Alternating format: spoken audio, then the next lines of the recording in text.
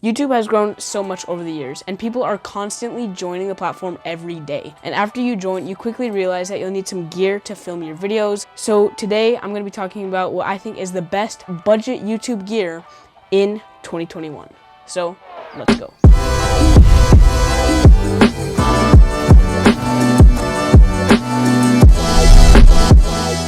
So I've done a lot of videos on cameras and drones and gimbals and all this kind of stuff, but when it comes to YouTube and just making simple videos like this, realistically, you don't need a drone and a gimbal and, hundreds of dollars worth of camera gear. So I'm gonna go just the basics and really the essentials that you need and what I think is the best stuff that you need in 2021. So let's just talk about the first thing. Alright, so the first thing we gotta talk about is cameras. Everyone loves talking about cameras, and it's probably one of the most exciting things about filming your YouTube videos and what the gear you gotta buy. So there's a few different cameras I want to talk about today, and one is just a point and shoot. It's called the G7X Mark II or the Mark III. You've probably heard of it. It's a super common point and shoot that a lot of vloggers like to use, and I'd say that'd be a great step up from your phone. Obviously your phone is amazing, but I don't want to be that guy who just plain out just says just use your phone, because let's be honest, you want to buy a camera eventually, so might as well just film a few videos on your phone and then upgrade. So I'd say the G7X Mark II or Mark III, or really any of those point and shoots from Canon or Sony will be great. They have great autofocus, flip up screens, but if you really want to get more serious with YouTube and overall have more flexibility, I recommend getting some sort of mirrorless interchangeable lens camera. The camera I'm using is the Canon M50. I've also used DSLRs, and I've also used the Panasonic G7, and I've tried my friend's Canon M6, and these different types of cameras, they'll be great for more than just doing YouTube. You can take photos with them, you can do a lot of stuff. You can do those point and shoots too, but you can also switch lenses. I think that's really important, and I don't know, I think switching lenses is super big. And also with point and shoots, you get tiny sensors. With DSLRs and mirrorless cameras, well, at least these ones, you get APS-C size sensors, which is great for low light and that kind of stuff. So I'd recommend going for one of those. And yeah, either the Canon M50 or the Panasonic G7, or really any budget compact mirrorless camera under that $700 mark should be pretty good. Alright, so let's talk about what I think is the most important thing, and that is lighting. Now, you may notice that the lighting is changing a little bit. That's because I'm using window lighting mixed with a softbox. But let's just talk about this unnatural lighting, not the sun. Okay. Alright, so this is a cheap little softbox that I got off Amazon. There's also one back there that you can probably see. And basically, you could get them in sets of 2, 3, 4, just get one. This one is just a standard softbox. It comes with a stand and a light bulb, and it works. I'll show you before and after without lighting and with lighting. You probably already know this, but lighting's very important, and I think it's more important than the video quality, and even then getting a microphone, because if you're just sitting inside, I could definitely just use the onboard microphone. But let's talk about the next thing, which I think is the second most important, and that is audio.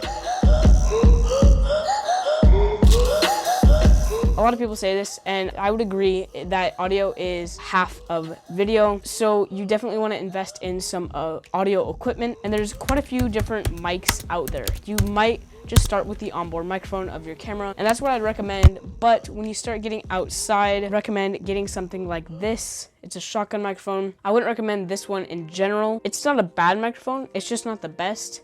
And I have like a little furry windscreen on it. This is the Takstar SGC 598 microphone. I've used this for quite a few videos, and a lot of times it works great for me.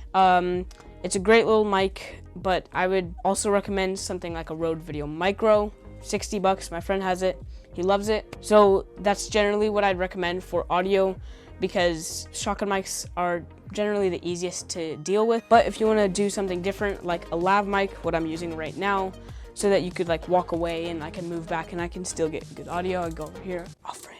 Hey, how's it going? What are you doing over there? Hey, what you want to do? What I'm saying is mics are very important.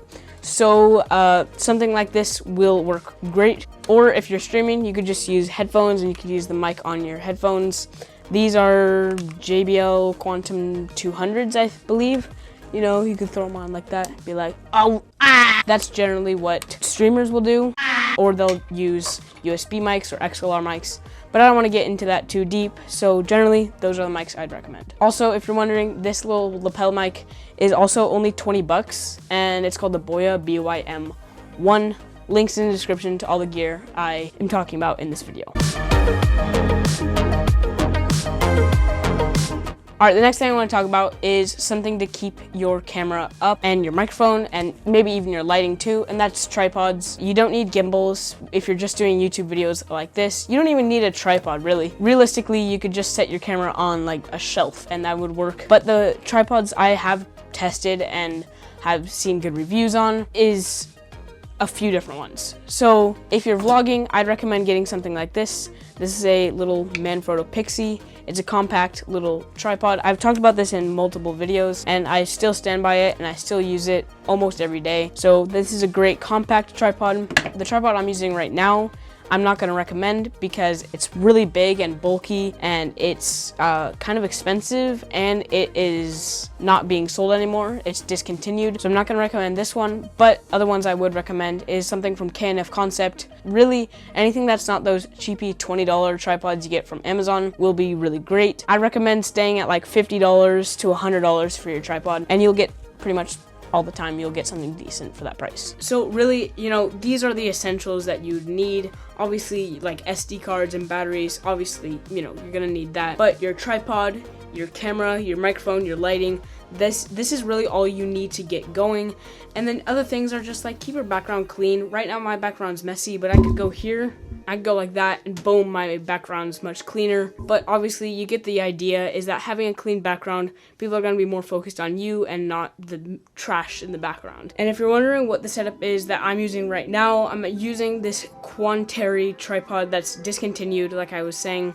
And I'm using a Canon M50 with a kit lens, a Takstar SGC 598 microphone, and this is all the stuff I'm generally using when I'm shooting my videos. So this isn't just like suggestions and then I go off and use cinema cameras. This is actually stuff I'm using, so I can genuinely say to you, this is what I'd recommend. And then I'm using, like, again, $30 softbox lighting, or 50, you know, I have another one back there. You get the idea. That's pretty much it for this video, guys. If you want to see more videos on gear or just, you know, anything like YouTube setups or editing, anything like that, then make sure to leave a like on today's video and comment down below what you're using for filming your YouTube videos. And anyways, I'll see you in the next one.